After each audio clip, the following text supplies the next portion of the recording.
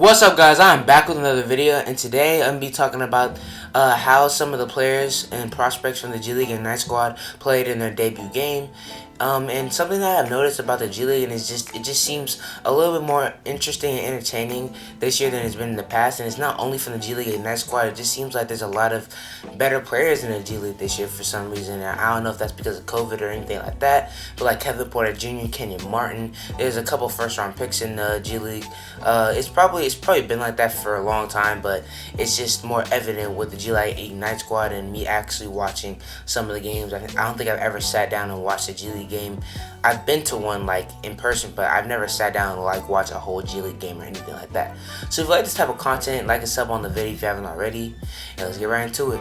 First one I'm going to talk about in this video is Dashien Nix, because I was very high on him coming into the G League and like coming out of high school, because I felt like if Cade Cunningham was in this draft class, he would be the prized point guard in this draft class. But Cade Cunningham is so good that the limelight kind of got away from him, but he's still a really, really good player. He's a big guard, probably needs to lose a little bit of weight, but he's a big guard and he really knows how to facilitate and is a tough finisher and shot creator on the scoring side of things. He needs to get a little bit better at defense, because like with his weight, it makes him a little bit slower on closeouts and things like that, but he's still a really good prospect, and I liked how he played in this first game. He just played with like the pace that he's been playing with this his whole entire career. The entire time I've been watching him, he never lets anybody speed him up, you know what I'm saying? And he's a really good facilitator, like I said. So that's how I felt about Dashien Nix, and I'm really excited to see how he plays for the rest of the G League, but it was a really good day. Next, we're going to talk about Isaiah Todd. I don't really have a lot of things to say about Isaiah Todd. I mean, he played decent. His shot looked really good for how big he is, but he just doesn't look as good as the other players, and I honestly think out of all of them, he should have been the one to go to college, and I don't think the G League is for everybody, but he may be able to grow a little bit quicker with the competition he's playing against, and will be able to be a first-round pick like he was projected to be coming into the G League. He's just not at the level of the other three players that I watched today. Next, we're going to talk about Jonathan Kuminga, and this is definitely the best player on the G League Ignite squad. From an outside looking in, if you're just a casual, you probably think Jalen Green's the best because he was the best coming out of high school. I mean, the #1 prospect coming out of high school, but Jonathan Kuminga is just like so developed and more NBA ready, and I think he'll be the best player in the NBA. So far, he's looked like he will be. But Jonathan Kuminga was he just played physical and how he usually plays getting to the basket, but I like some of the passes he had.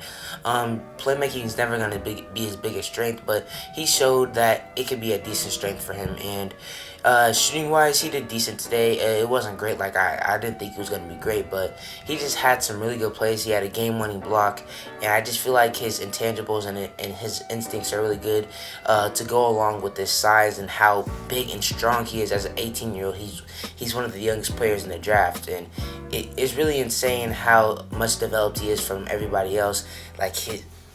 Like Jalen Green is skinny, Isaiah Todd he's a little bit bigger but skinny, and Dashien Nix needs to lose a little bit of weight, but I wouldn't say he's chiseled or anything. Really is just really, like, his body is ready for the NBA right now. So I'm really excited for that, and I really like this playmaking, because that's something a lot of people probably had questions about, is how good of a playmaker can he be? Does he dribble the ball a little bit too much? And he dribbled the ball a little bit too much sometimes, because that's just his game at times. But he showed that he can be a decent playmaker in the NBA. In this first game, we'd have to see for the rest of the G League, but he had a really, really, really good debut with 19 points. Next, we got Jalen Green. Jalen Green didn't have a great debut. He played better in the second half. He wasn't doing very good in the first half. He looked like he was developing and like processing things a little bit slower than the other players, but he picked it up in the second half, got some good buckets, you know what I'm saying? He looked decent on the defensive end.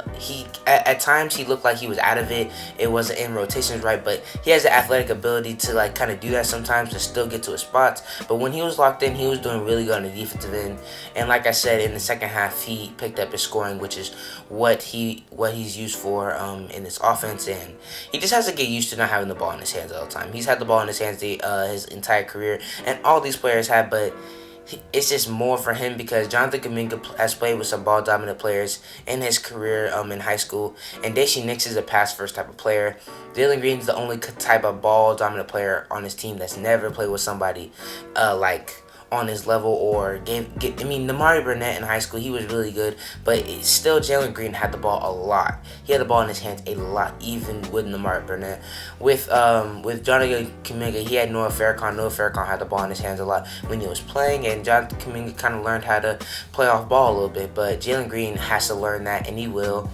In this, like I said, in the second half, he was doing decent getting to the bucket with his mid-range jump shots, but he'll learn and he'll get better as time goes on. And his talent is just like, even though he had a bad debut, you can't overlook his talent, and he'll get it going in the next couple games. That's what I feel. Alright guys, that's all I got for you guys today. If you like this type of content, like and sub on the video if you haven't already. I'm going to start making a lot of G League content about these players and maybe about a couple other players in the G League. So if you like that, go ahead and sub. And I'm trying to post every other day on this channel, so trying to get to 300 as fast as possible. So if you like this type of content, like I said, go ahead, sub to the channel, like the video, and I'll see you guys next time.